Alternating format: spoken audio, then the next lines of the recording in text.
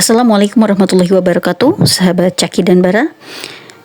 Video ini kita akan bahas tentang penjara yang paling berbahaya di dunia, tepatnya di El Salvador. Di sini tidak ada jalan keluar, kondisi menyedihkan, dan penjara ini diperuntukkan untuk geng-geng besar di El Salvador. Mereka dikurung dalam sel selama kurang dari 30 menit sehari. Ditolak kunjungan, dipaksa tidur di ranjang lipat baja, tahan karat tanpa kasur, dan inilah kehidupan di penjara terbesar di Amerika Latin. Dibangun untuk menampung gangster paling berbahaya di El Salvador. Kondisi di pusat penahanan terorisme Cechot dengan keamanan maksimum dikecam oleh kelompok hak asasi manusia sebagai tindak tidak manusiawi. Namun, Presiden Amerika Serikat Donald Trump memuji taktik keras mitranya dari Salvador, Nayib Bukele, sebagai contoh dan mempertimbangkan untuk menunjuk El Salvador sebagai negara ketiga yang aman untuk mendeportasi migran tidak berdokumen menurut laporan media Amerika Serikat. Menteri Luar Negeri Marco Rubio akan mengunjungi negara itu dalam lawatan pertamanya ke Amerika Tengah mulai akhir minggu ini. Cechot yang luas di tepi hutan sekitar 75 km 47 mil di tenggara ibu kota San Salvador adalah pusat perang Bukele melawan geng jalanan. Sekitar 15.000 anggota geng MS-13 dan geng saingannya Barrio 18 ditahan di fasilitas yang baru berdiri hampir 2 tahun itu, yang dapat menampung hingga 40.000 orang. Mereka ditangkap berdasarkan keadaan darurat yang diberlakukan Bukele setelah melonjaknya kekerasan geng pada tahun 2022. Beberapa di antaranya menjalin hukuman lebih dari 200 tahun. Tindakan keras Bukele terhadap geng-geng telah dipuji oleh banyak warga Salvador karena berhasil menurunkan angka pembunuhan secara drastis. Tetapi kelompok-kelompok hak asasi manusia mengecam pelanggaran di penjara-penjara dengan mengatakan para narapidana dipaksa untuk mengaku dan ditolak untuk dihubungi oleh keluarga dan pengacara mereka. Para narapidana di Cechot meninggalkan sel mereka hanya ketika mereka menghadiri sidang pengadilan melalui tautan video dari sebuah ruangan di penjara atau untuk berolahraga selama setengah jam sehari di lorong besar. Mereka mandi dengan air dari baskom besar di dalam sel mereka dan mengambil air dari tong plastik besar untuk diminum. Makanan pokok mereka adalah kacang-kacang atau pasta. Sementara pemerintah secara tegas melarang daging, sekitar 1.000 petugas penjara, 600 tentara dan 250 polisi anti huru-hara menjaga fasilitas tempat anggota MS-13 dan Barrio 18 berbagi sel.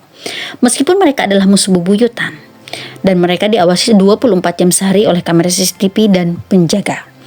AFF mengunjungi penjara tersebut bersama media internasional lainnya. Selama kunjungan tersebut, Direktur Penjara Bellarmino Garcia menyebut para narapidana sebagai psikopat yang sulit direhabilitas dan menambahkan, itulah sebabnya mereka ada di sini, di penjara dengan keamanan maksimum yang tidak akan pernah mereka tinggalkan. Garcia memerintahkan para narapidana di satu sel untuk menanggalkan baju mereka dan memperlihatkan tubuh mereka yang ditato dengan gambar rumit, wanita, batu nisan, tengkorak, salib serta lambang geng. Di sana tidak ada jalan keluar. MS-13 dan Barrio 18 telah meneror El Salvador sejak akhir tahun 1990-an dalam perang melawan narkoba dan pemerasan. Mereka juga hadir di Guatemala dan Honduras. Berbicara di sebuah ruangan kecil di sebelah sel, diawasi oleh sekelompok petugas polisi. Seorang pria berusia 41 tahun yang dijuluki Psycho, diucapkan Pisiko, mengatakan kepada AFF bahwa ia menyesali masa lalunya yang penuh kekerasan. Kami berada di penjara dengan keamanan maksimum dan kami tahu tidak ada jalan keluar. Marpino Medrano yang menjalani hukuman 100 tahun penjara atas 2 pembunuhan mengatakan atau menanggalkan bajunya untuk memperlihatkan kepada AFF inisial MS untuk Mara Salvatore atau MS-13 yang ditato di tubuhnya. Medrano lahir di El Salvador tetapi menghabiskan sebagian masa kecilnya di Amerika Serikat, di mana ia bergabung dengan sebuah geng pada usia sekitar 12 tahun. Dia kembali ke tanah airnya pada tahun 2001 untuk menghindari tuduhan percobaan pembunuhan dan mendirikan sel MS-13 di kota pelabuhan Barat Daya La Libertad. Ia menyesal apa yang disebut sebagai putuskan dan terburuk dan mengatakan ia berharap putranya yang usianya tidak disebutkan akan mengambil jalan berbeda dari hidupnya. Saya telah kehilangan keluarga saya. Kami kehilangan segalanya di penjara, kata Medrano kepada wartawan yang berkunjung. Lebih dari 80 warga Salvador telah ditahan sejak Bukele mengumumkan keadaan darurat. Pada bulan November, Presiden mengakui bahwa 8.000 orang tak bersalah termasuk di antara mereka yang ditangkap, mereka kini dibebaskan. Kelompok hak asasi Socorro Jurídico Humanitario memperkirakan bahwa hampir sepertiga dari mereka yang ditahan tidak bersalah. Meski demikian, kesehatan mereka tetap diperhatikan di penjara ini.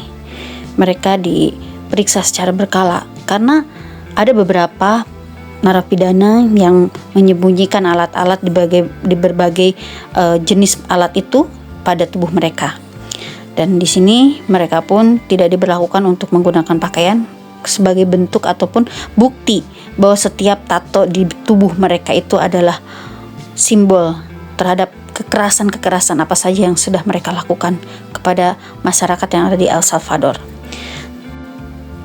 Teman-teman semua bisa melihat bagaimana tatapan-tatapan mereka, tatapan-tatapan penuh amarah, tatapan-tatapan dingin, dan tatapan-tatapan penuh emosi, di mana mereka ketika selalu ada yang datang dan membawa kamera, mereka akan begitu menatap kepada para pengunjung ini. Dan di antara mereka pun ada yang bergumam seolah-olah memberikan kode kepada sanak keluarga melalui media yang diperbolehkan untuk masuk ke penjara ini.